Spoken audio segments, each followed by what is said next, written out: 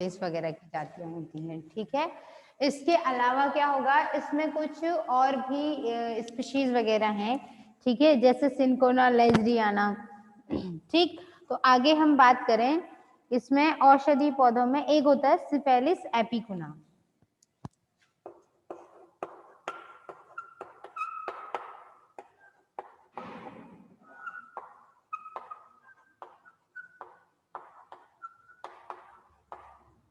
Syphilis एपिकुनाना का जो पौधा है उससे एपिकुनाना नाम की एक दवाई मिलती है जो अमीबीय पेचिस के लिए प्रयुक्त होता है।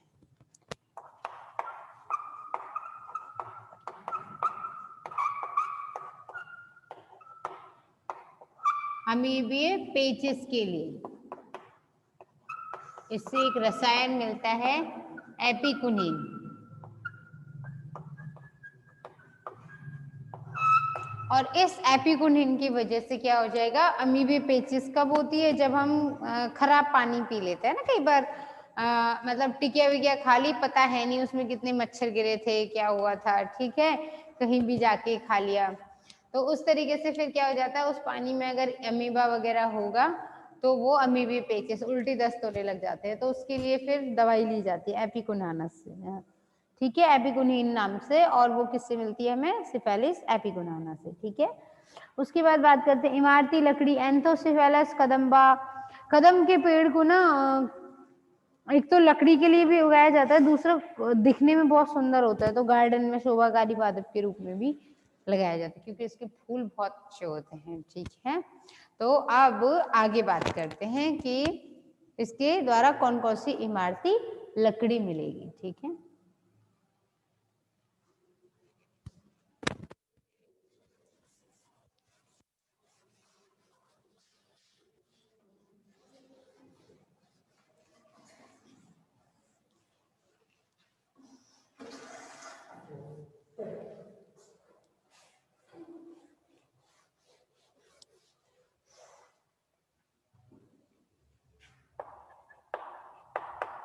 इमारती लकड़ी, तो टिम्बर जो है वो मिलती है पहला तो किससे, कदम्बा से, ठीक है, एंथोसिरोस कदम्बा।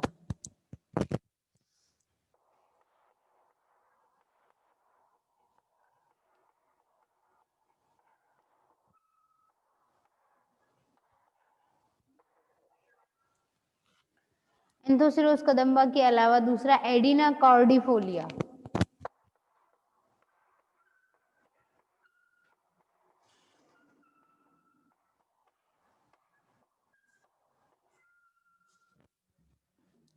ठीक है, मित्रागायना परवीफ्लोरा, इस तरीके से पौधे हैं, ठीक है, मित्रागायना परवीफ्लोरा। तो ये जो है इमारती लकड़ी वगैरह देने वाला पौधा है। अब आगे हम बात करें इसका पुष्प चित्र जो होता है, ठीक है, पुष्प चित्र कैसा होगा इसका,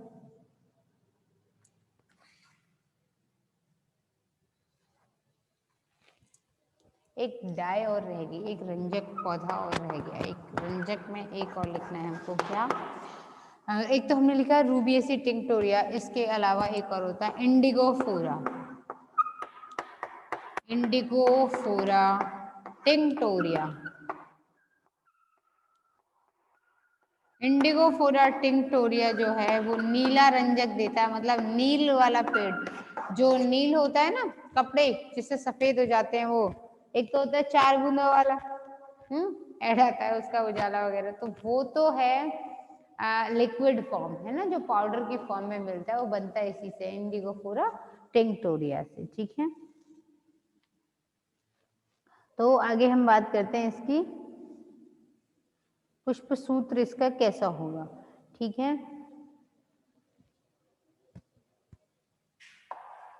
देखो भाई, बाह्यदल तो ऐसे बनाए जाते हैं, तो इसमें जनरली कितने 4 होते तो 4 बनाते हैं, 5 होते हैं तो 5 बनाते हैं, ठीक है, ये इसमें 5 है ज्यादातर, इसका कॉमन फ्लावर का जो सूत्र है, ठीक है, बनाया। उसके बाद अच्छा, एग्जाम में आप बना के आओ ना, तो आप अगर आपको अच्छे से आ गया है बनाना, प्रैक्टिस करते करते आ जाएगा, थर्ड ईयर के हो आप लोग, तब तो आपको बनाना है ऐसे बाहर से, और नहीं आता तो फिर क्या करोगे, पहले अंदर का एरिया बनाओगे, ठीक है, फिर बनाओगे आप क्या, अंदर के बाद बाहर से आओगे इसमें, ठीक है। इसके अल्टरनेट में जहां पर इनमें कट लगा है वहीं पर क्या होगा, दल होंगे ऐसे, ठीक। और दल के लिए ऐसे बनाते हैं, ये बाह्य दल हो गया,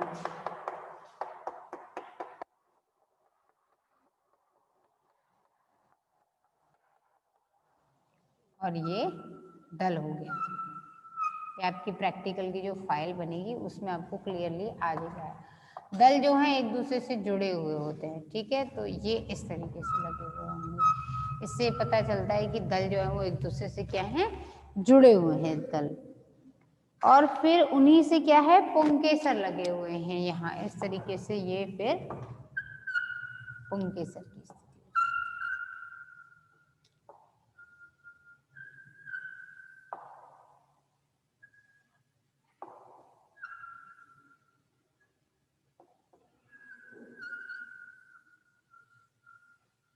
ठीक है, और उसके बाद आगे हम बात करते हैं कि बीजांड न्यास, ठीक है। तो कैसा था, द्विअंडपी था ना, तो ये एक अंडक और ये हो गया फिर दूसरा अंडक, ठीक है। तो इस तरीके से ये इसका पुष्प सूत्र हो गया, सॉरी पुष्प चित्र हो गया। पुष्प चित्र में सब कुछ बनाया पर मात्र अक्ष नहीं बनाया तो नंबर कट जाएंगे, ये बात ध्यान रखिएगा आप लोग, ठीक है। तो इसका मतलब है मात्र अक्ष, ये हो गए बाह्यदल, ये हो गए दल, ये हो गया पुंकेसर और ये हो गया जायांग, ठीक है। कौन सी फैमिली थी, रूबिएसी। अब रूबिएसी की कहानियां हो गई फिनिश।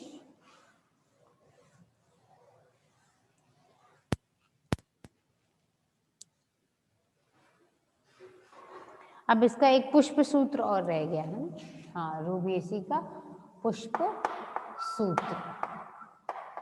इसका पुष्प सूत्र क्या है, क्योंकि इसमें बाह्यदल के अनुलग अनुपर्ण है ना, सहपत्र होता है, सहपत्र होता है तो उसे लिख देते हैं BR, ठीक है। पौधा क्योंकि 5 है तो 5 होने का मतलब क्या है, त्रिज्याक समेत भी होगा, और अच्छा 5 है तो वो एक व्यास समेत, और अगर 4 ही दल होते तो क्या होता, एक व्यास, 4 होते तो फिर वो त्रिज्याक समेत हो जाता है। 2 लिंगी है तो 2 लिंगी लिख दिया उसको, ठीक है। इसके अलावा ज्यादातर जो आप देखोगे वो 4 ही दल वाले, 4 ही दल होते हैं इसके अंदर, ठीक है। तो ये हो गया त्रिज्याक्ष समेत। फिर उसके बाद इसमें आगे बात करें हम कैलिक्स करोला की, तो कैलिक्स के बाह्य दल को दिखाते हैं K से, ठीक है। 4 या 5 होते हैं, या 4-5 नहीं है, हाँ पता लगा, देखो 4 से 5 होते हैं और आपस में अगर जुड़े हैं तो उसे ब्रैकेट में बंद करेंगे, नहीं है तो उसे अलग अलग रखेंगे। अभी हमने पुष्प फ्लोरल फॉर्मूला उसमें डायग्राम में देखा कि नहीं है ना। उसके बाद देखते हैं करोला। करोला मतलब दल पुंज, दल भी कितने होंगे, 4 से 5 होंगे और आपस में जुड़े हुए थे ना।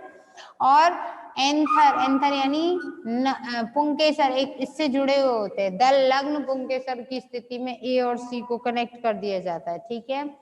दल भी कितने होते हैं, लगभग 4 या 5 होते हैं, तो पुंकेसर भी क्या होते हैं, 4 या 5, 4 या 5 होंगे। अगर संयुक्त होते तो इन्हें भी ब्रैकेट में डाल देते, लेकिन वो तो दल से जुड़े हुए हैं तो अलग अलग होते हैं, ठीक है। उसके बाद अगर हाँ जुड़े हुए ना, आपस में जुड़े हुए तो ये, उसके बाद गाइनोशियम यानी जायांग जो होता है द्विअंडपी होता है। जायांग कैसा था, अधोवर्ती अंडाशय था, तो जी के ऊपर डैश आ जाएगा, अंडाशय इस डैश के नीचे आ जाएगा, ठीक है। तो ये हो गया इसका पुष्प सूत्र हो गया, ठीक है भाई। तो ये हो गई अपनी रूबिएसी फैमिली कंप्लीट।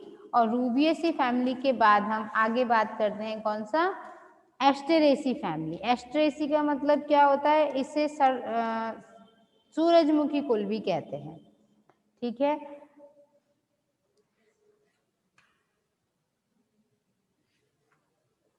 इसके अलावा यूफोरबिएसी, फिर पढ़ेंगे हम लोग लिलिएसी वगैरह, ग्रैमिनी, वो एक बीजपत्री में आ जाएगा, ठीक है।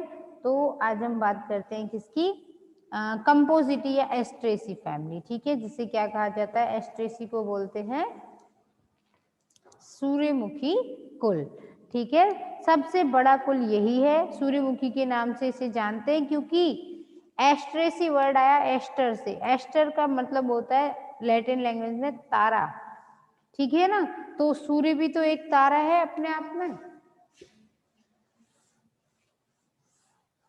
तो अगला कुल जो है वो क्या है, सूर्यमुखी कुल, ठीक है, एस्ट्रेसी,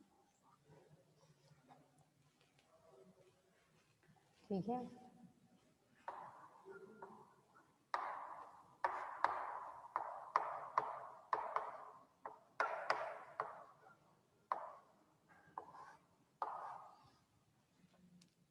तो आगे पढ़ते हैं एस्ट्रेसी कुल, ठीक है। एस्ट्रेसी का दूसरा नाम क्या है, कंपोजिटी,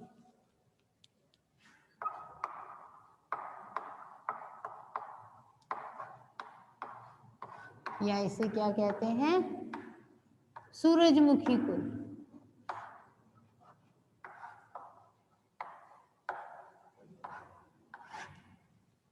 ठीक, सूर्यमुखी का फूल देखा होगा, कई बार लोग कहते हैं कि जिधर जिधर सूर्य का प्रकाश होता है उधर उधर वो घूमता चला जाता है, ठीक है। कुल मिला के बात यह है कि उसके पुष्प को क्या प्रकाश संश्लेषण के लिए वो डे न्यूट्रल प्लांट्स होते हैं, है ना, आपने सेकेंड ईयर में पढ़े होंगे, कुछ लॉन्ग डे कुछ शॉर्ट डे, यानी कि कुछ ऐसे हैं जो ये जिनको 12 घंटे से ज्यादा का सूर्य अवधि चाहिए, ठीक है, वो होते हैं लॉन्ग डे प्लांट। कुछ होते हैं शॉर्ट डे जिन्हें 12 घंटे से कम का सूर्य का प्रकाश चाहिए। कुछ ऐसे पौधे होते हैं जिन्हें लगभग केवल 12 घंटे का ही चाहिए, उसे क्रिटिकल फोटो पीरियड बोल देते हैं, है ना, आदर्श सूर्य का समय जो चाहिए, आदर्श प्रकाश समय काल जो है ना। तो एस्ट्रेसी की बात करें तो उसको क्या चाहिए, 12 घंटे, ज्यादा नहीं चाहिए इसको, ठीक है, लगभग 12 से भी कम, ठीक। तो शाम होते होते ये फोटोसिंथेसिस करके फिर झुक जाता है, मुरझा जैसा हो जाता है। तो पहले बात करते हैं स्कूल की, एस्टर वर्ड कहाँ से आया, तारे से, ठीक है। तो अब यहाँ होगा वर्गीकरण आगे। तो वर्गीकरण में सबसे पहले प्रभाग क्या है इसका,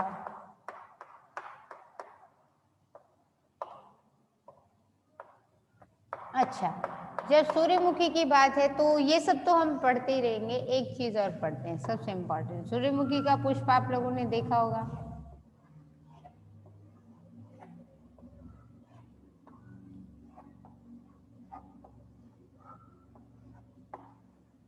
देखा होगा ना सूर्यमुखी का पुष्प आपने, ठीक है। इस पुष्प में हम ये सोचते हैं शायद ये दल होंगे या बाह्य दल होंगे, ऐसा नहीं है, दल बाह्य दल नहीं है, ये केवल सहपत्र हैं जो कीटों को आकर्षित करने के लिए होते हैं। जबकि सूर्यमुखी का पुष्प जो एक पुष्प बोला जाता है वो अपने आप में पूरा पुष्प क्रम है, क्योंकि इसमें यहाँ पर होते हैं नर संरचना और मादा संरचना ऐसे, ठीक है, जायांग वगैरह सब इधर होंगे, और इसीलिए इसको डिस्क फ्लोरेट वगैरह भी बोलते हैं उन्हें, आगे आप पढ़ेंगे, ठीक है। इसमें दो तरीके के पुष्प मिलेंगे, कुछ ऐसे होंगे जो क्या बंधे भी होते हैं, नर पुष्पक, रश्मि पुष्पक, ठीक है, इस तरीके से किरण पुष्पक ये बोलते हैं उन्हें, ray florets and disc florets, ठीक है। तो यहाँ आपने देखा होगा कभी ये जो काला काला हिस्सा दूर से दिखता है, इसमें यहाँ पर पुष्प उगे हुए होते हैं और वो ऐसे क्रम में, ठीक है, नर पुष्पक, मादा पुष्पक और बंधे पुष्पक, इस तरीके से फ्लोरेट्स वगैरह होते हैं, ठीक। यही सूर्यमुखी की सबसे बड़ी विशेषता है, ठीक है। और इसका फल जो होता है वो सिर्फ शैला प्रकार का होगा, ठीक है, एक एक करके हम इसको बनाएंगे। तो पहले हम बात करते हैं कि इसका वर्गीकरण कैसे होता है, ठीक है। तो दो तरीके के पुष्प तो बाद में, पहले बात करते हैं कि प्रभाग, प्रभाग कैसा हो, प्रभाग कौन सा होगा इसमें, क्योंकि बीज अंड जो है वो ढके हुए होंगे, जब बीज ढके हुए होते हैं तो उसे क्या कहते हैं, एंजियोस्पर्मी, हो गया एंजियोस्पर्मी। उसके बाद उपप्रभाग, ठीक है, उपप्रभाग हो गया इसका, क्योंकि द्विबीजपत्री है तो डाइकोटिलिडनी, ठीक है। उपप्रभाग के बाद आगे बात करते हैं हम वर्ग की, ठीक है। वर्ग इसका कैसा होता है, गैमोपेटेली, सब आपस में जुड़े हुए हैं, गैमस कंडीशन है, दल और बाह्य दल की, ठीक है। तो उसको बोलेंगे हम वर्ग, वर्ग बेंथम और हुकर के अनुसार। यहाँ पे लिख कर आना आप एग्जाम में किसके अनुसार कर रहे हैं वर्गीकरण, बेंथम एवं हुकर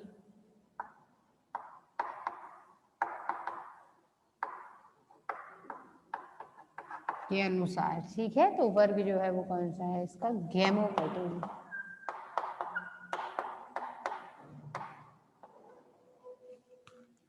गैमोपेटिली के बाद आगे आता है श्रृंखला। श्रृंखला जो होती है वो इसकी इनफेरी होती है।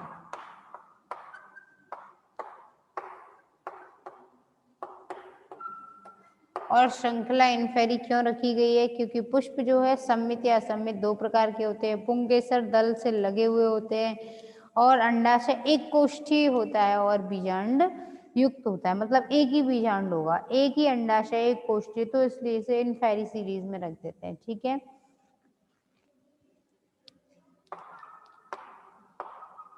कुल होगा इसका कौन सा, एस्ट्रेस।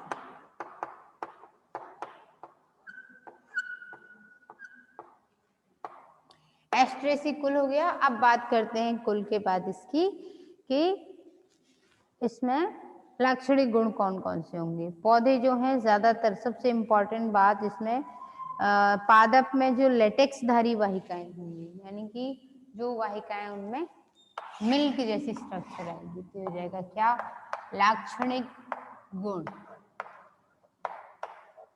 तो लाक्षणिक गुण में सबसे पहले बात करें कि पादप कैसे होते हैं इसमें। तो पादप बड़े बड़े पेड़ तो होंगे नहीं ज्यादातर, है ना, क्या होंगे, शाख या छुप छुप, मतलब झाड़ी जैसे होंगे। आरोही भी होते हैं कुछ पौधे, लेकिन बहुत ही कम। तो ज्यादातर कैसे होंगे, शाख या फिर छुप। ठीक है, कुछ आरोही भी मिल जाएंगे इसमें सड़ने वाले दूसरों के हिसाब से। पादप के बाद बात, अच्छा एक बात और इसमें खास बात क्या है, लेटेक्स।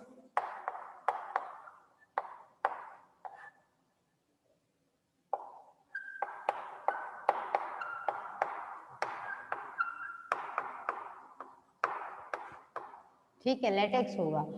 उसके बाद बात करते हैं पर्ण। ठीक है, वाहिका वेसल्स होंगी इसमें, मतलब जो जाइलम का पार्ट है उसमें। ठीक है, पत्तियां जो होती है एकांतर होती हैं और अनुपर्णी, यानी अनुपर्ण नहीं होगा। तो पर्ण जो है वो कैसी होगी, एकांतर क्रम में लगी हुई होगी। और एक बात जो आपको पूछ लिया जाता है, इसमें सिस्टोलित होता है, ये चीज आप नोट कर लीजिए अच्छे से। सिस्टोलित का मतलब है कैल्शियम कार्बोनेट वगैरह कई बार जमा होता है पत्तियों पर, जिसकी वजह से पत्तियों में कांच जैसा चमकीला स्थान दिखाई देता है। कई बार कुछ पत्तियां ऐसी होती हैं पौधों की जो सूर्य के प्रकाश में चमकती हैं, ऐसा लगता है इसके ऊपर कांच बिखर गया है, छोटा छोटा बिल्कुल, है ना। तो उसे क्या बोलते हैं हम, सिस्टोलिथ की वजह से होता है। अब सिस्टोलिथ की कैल्शियम कार्बोनेट की जो संरचना है वो ताराकार भी हो सकती है, पॉइंटेड भी हो सकती है, जैसी भी होगी वो सनलाइट को रिफ्लेक्ट कर देगी, है ना, बाहर वापस निकल जाएगी। जब इसमें से सूर्य का प्रकाश वापस जाएगा तो ये चमकीला दिखाई देगा। ठीक है, आज के लिए इतना ही, बाकी कहानी कल।